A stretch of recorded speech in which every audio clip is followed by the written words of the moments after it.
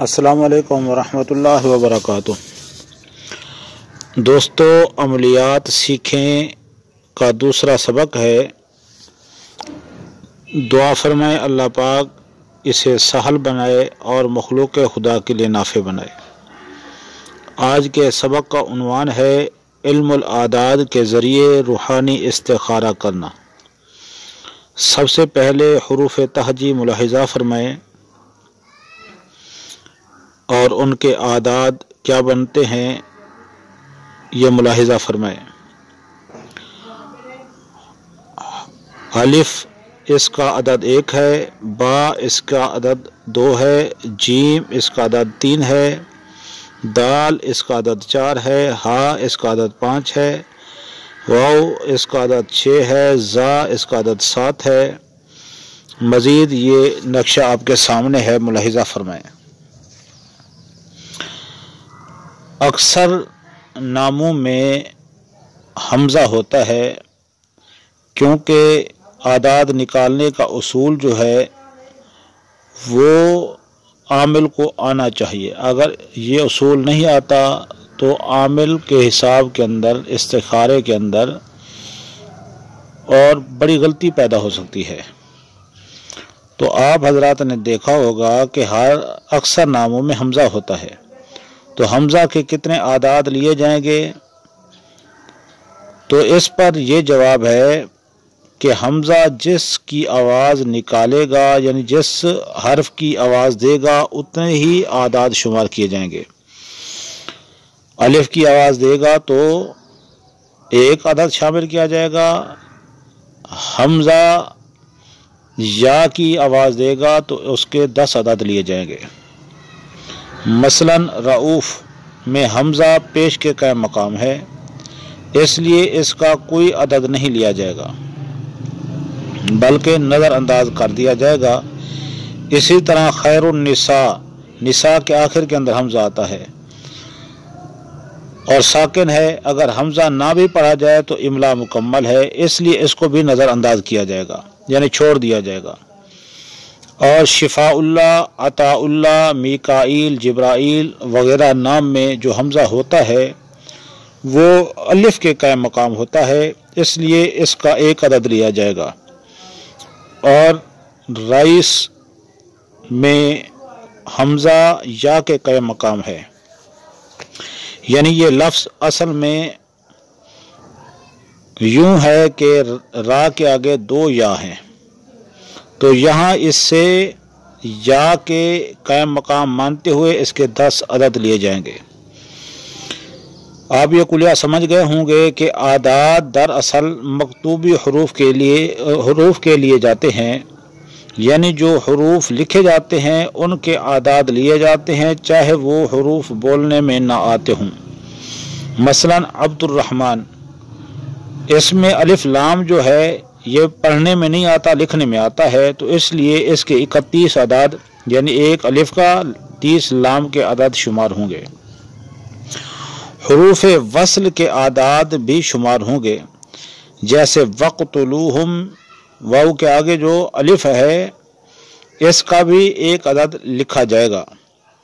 اور اسی طرح ادخلو میں آخر میں جو الف ہے پڑھنے میں نہیں آ رہا لیکن لکھا جا رہا ہے تو اس کا بھی عدد شمار ہوگا۔ اور یہ بات ذہن نشین فرمائے، زبر، زیر، پیش، شد، مد کے اعداد شمار نہیں ہوں گے، جیسے فرخ میں را 2 مرتبہ پڑھی جا رہی ہے لیکن لکھنے میں 1 را ہے تو 1 را کا عدد 200 شمار ہوگا۔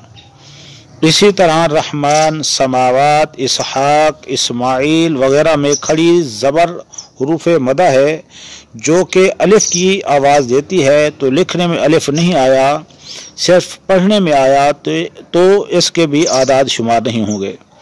اسی طرح مرتضیٰ، مصطفیٰ، عیسیٰ، موسیٰ، عظمیٰ وغیرہ ناموں میں یا پر کھڑی زبر ہوتی ہے، لکھنے میں یا ہوتی ہے، پڑھنے میں الف آتا ہے، تو یا کے اعداد شمار ہوں گے، یعنی 10 عدد شمار ہوں گے۔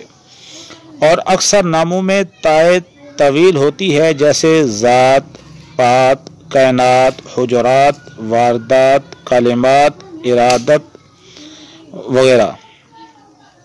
तो यहाँ ता के 400 आदाद शुमार होंगे और दूसरी ताए तानीस के 5 अदद शुमार होंगे, जैसे सलात, ज़कात। यहाँ पे जो ता होता है ये हा के का मकाम है, इसलिए इसके आदाद 5 होंगे। ये उसूल भी ज़हन नशीन फरमा लें। छठी का नाम, नन्हियाल का नाम, दधियाल का नाम, जितने ज़्यादा नाम होंगे उतना ज़िंदगी में इफ़ेक्ट ज़्यादा होंगे।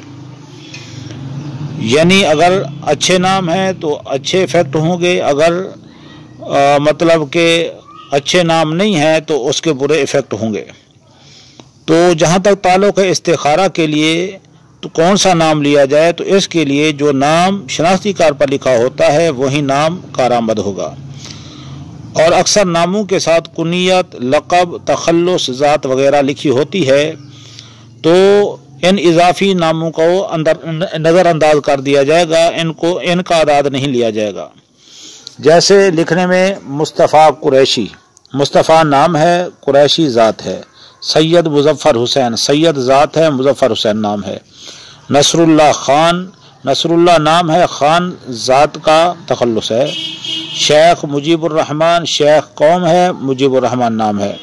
मुंशी अल्लाह देता, मुंशी ये ओहदा है। हकीम ये डिग्री है। डॉक्टर ये डिग्री है। अलामा ये डिग्री है। जलाली, सईदी, कादरी ये निस्बतें हैं। फ़लिहाज़ा ये इजाफी जो चीज़ें हैं इनको नाम में शुमार नहीं किया जाएगा, बल्कि सिर्फ नाम ही इस्तिखारे के लिए इस्तेमाल होगा। इसलिए इन तमाम उसूलों को मद्देनज़र रखना ज़रूरी है ताकि नताइज सही बरामद हों। अगर थोड़ी सी भी मिस्टेक हो गई, कमी बेशी हो गई, तो सही जवाब से महरूमी हो सकती है। जहाँ तक ताल्लुक़ है रूहानी इस्तिखारा करने का, इसका तरीका ये है कि अगर मरीज़ आकर कहता है कि मेरा हिसाब करें, मुझे क्या है, तो आपने सबसे पहले मरीज़ का नाम लिखना है। यानी मरीज़ का नाम है सईद, उसकी अम्मा का नाम है शमा। वो कहता है मेरा हिसाब करें, मुझे क्या है, तो आपने क्या करना है, पूछे जाने वाले सवाल के तमाम कालिमात को जो उसकी ज़ुबान से निकले हैं उनको अपने पास कापी पे लिख लेना है। फिर उन तमाम कालिमात के आदाद निकालने हैं और हासिल किस्मत यानी उस सैल का नाम लिखना है, उसकी वालदा का नाम लिखना है और जो सवाल किया उसके आदाद लिखने हैं, और जिस दिन सैल ने सवाल किया उस दिन के भी आदाद लिखने हैं। फिर इनको 4 पर तकसीम करना है। अगर हासिल किस्मत 1 बजता है तो आप कह सकते हैं कि जनाब अंदरूनी बुखार है। अगर 2 बजते हैं तो फिर आप कह सकते हैं कि जनाब ये आपको जिस्मानी तकलीफ़ है। अगर 3 बजते हैं तो आप कह सकते हैं कि जनाब ये मतलब जिन्नात की कसर है। अगर और 4 बचे तो आप कह सकते हैं जनाब जादू है। तो मोहतरम दोस्तों, अगर कोई बंदा सेहत की बजाय अपने कारोबार के मुतल्लिक, झगड़ा फसाद के मुतल्लिक पूछ रहा है कि ये क्यों है, तो अगर 1 बजता है तो आप कहें कि जी मतलब अल्लाह की तरफ से है। अगर 2 बचे तो फिर आप कह सकते हैं कि जनाब अपने किरदार, आमाल यानी कौलो फेल पर तवज्जो फरमाएं, इसी का जवाब उसी में मुज़मर होगा, यानी आपकी तबीयत की वजह से यह सब मामलात हो रहे हैं। और अगर 3 बजते हैं तो फिर आप कह सकते हैं जिन्नात की वजह से है। अगर 4 बजते हैं तो आप कह सकते हैं कि जनाब ये जादू की वजह से है। तो यहाँ पर एक और अर्ज करता चलूँ, अक्सर औकात दोस्त इस तरह भी करते हैं कि जनाब ये इस्तिखारा जो है ये फ़र्ज़ी है, हम इसको नहीं मानते, ठीक है ना। वो कहते हैं जी अब मैं ये सवाल करता हूँ, मेरा नाम ये है और वालदा का नाम ये है, आप इसका हिसाब लगाएं। आप लगाएंगे तो 3 बचेंगे। फिर दोबारा वो कहेगा अब मेरा सवाल ये है, अब इसका सवाल करें तो फिर 4 बचेंगे, कभी 2 बचेंगे, कभी 1 बचेगा। यानी जितनी मरतबा वो सवाल दोहराता जाएगा आदात तब्दील होते रहेंगे। वो कहेगा देखा जी हर मरतबा तब्दील हो रहे हैं।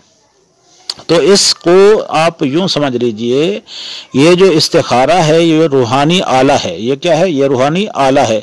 जैसे थर्मामीटर बुखार चेक करने का एक आला है, जैसे BP apparatus blood pressure check करने का एक आला है, जिस तरह ईसीजी मतलब दिल की कैफियत को जानने का एक आला है, تو اسی طرح یہ بھی ایک روحانی آلہ ہے بیماری کو جانچنے کا۔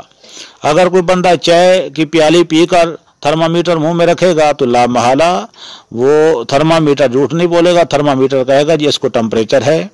اسی طرح اگر آپ دوڑ لگا کر آئیں اور آ کر اپنا بی پی چیک کریں یا ای سی جی کریں تو ای سی جی بھی کہے گی کہ اس کو دل میں مسئلہ ہے، اور بی پی آپریٹر بھی کہے گا کہ اس کا بی پی ہائی ہو چکا ہے۔